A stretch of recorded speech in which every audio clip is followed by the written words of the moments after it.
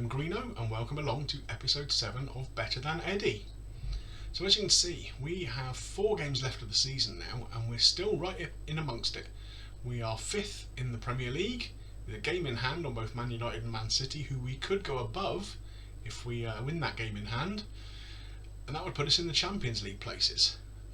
Now I can't quite work out all the permutations, to be honest. It doesn't show us as definitely having qualified for Europe as yet, but depending on, I guess, the results of the FA Cup and maybe the Euro Cup and whatever, that might affect the Euro qualifiers.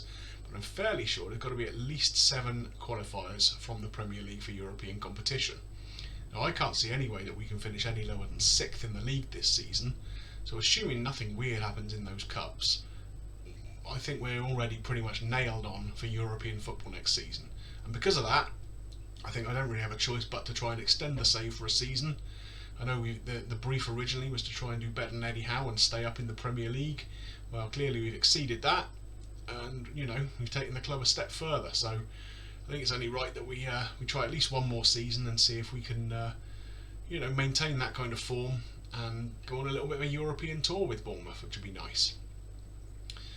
So, as you can see from the player stats in here, Callum Wilson is finding back some form again. He's been scoring a lot of goals recently. He's got 6 in his last 8 games, so that puts him joint top of the goal scoring charts. Harry Wilson has also found some form again recently. He had dropped off a little bit, but he's come back with a bang. He's back up to joint top in the assist chart and has more man of the match awards than anybody else this season. So there's been some really good form throughout the side. But let's go and have a little look at the schedule screen and you can see how we've been doing lately. Since we were together last, which was the 4-0 win against Burnley, we've played 3 games in the Premier League and won all 3. We started off up at Everton, which is a 1-0 win, not our best performance of the season by any stretch, but Adam Smith scored just before half time and we were never really in any serious danger of Everton pegging us back at all. So yeah, overall, pretty happy with a 1-0 win up at Goodison. The second game we played was at home to Watford. We were a little bit below par, I think, in this game. The first half we weren't great, and it took until the 76th minute, with a good spell of pressure at that point. Watford scored an own goal, and then Callum Wilson slotted in a second with 5 minutes to go. So, it looks like a comfortable win, but we weren't really at our best. The third game, up at West Ham, was much better. We did really, really well. 3-1 win, Nathan Ake with 2 goals, Callum Wilson with another.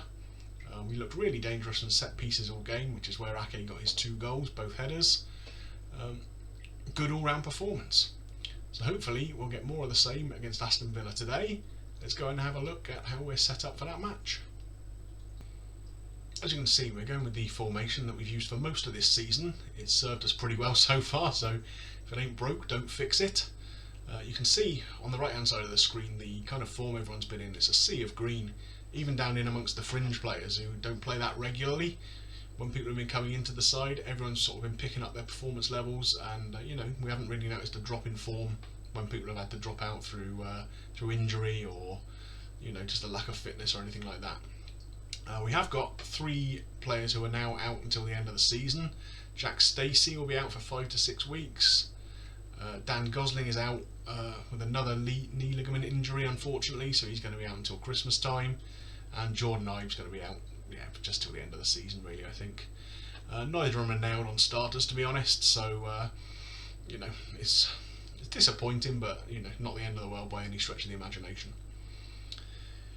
So let's have a look at the lineup for today. We have Ramsdale in goal, Rico and Smith as the fullbacks, Ake and Mepham at centre half. Mepham really making that place his own now, keeping Steve Cook out of the team. In the holding midfield role we have Jefferson Lerma, Lewis Cook and Gutierrez in the middle of the park, Ryan Fraser and Harry Wilson in the wide positions, and the main man Callum Wilson up front. So let's get into today's game and hope for a positive result up at Villa Park.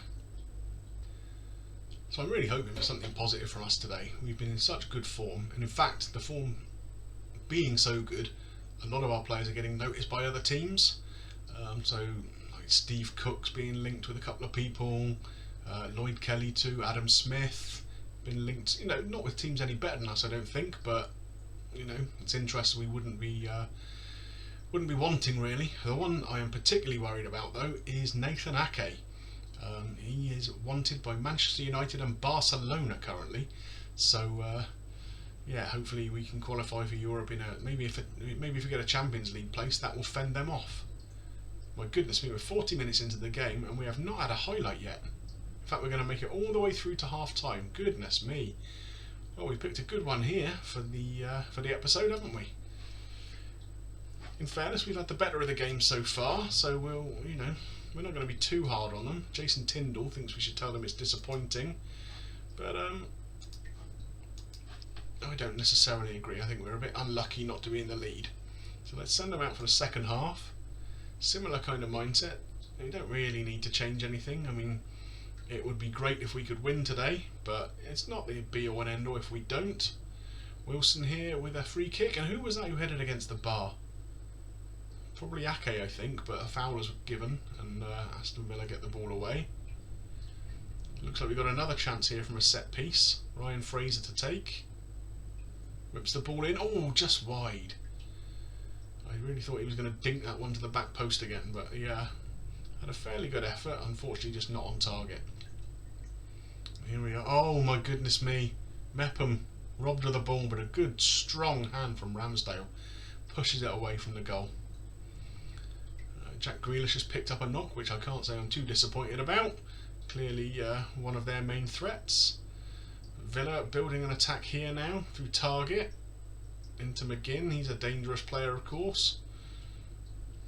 Drinkwater dwells on the ball a bit. Grealish's injury doesn't seem to be affecting him too much. Target again comes through and has an effort, but into the side netting and nothing too much to worry about. And I think we kind of need to change things up a little bit.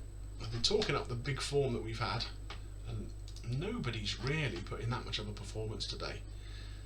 So I think we're going to take Fraser off and give Stanislas a run, and possibly maybe Lewis Cook can come out and we'll give Billing some minutes.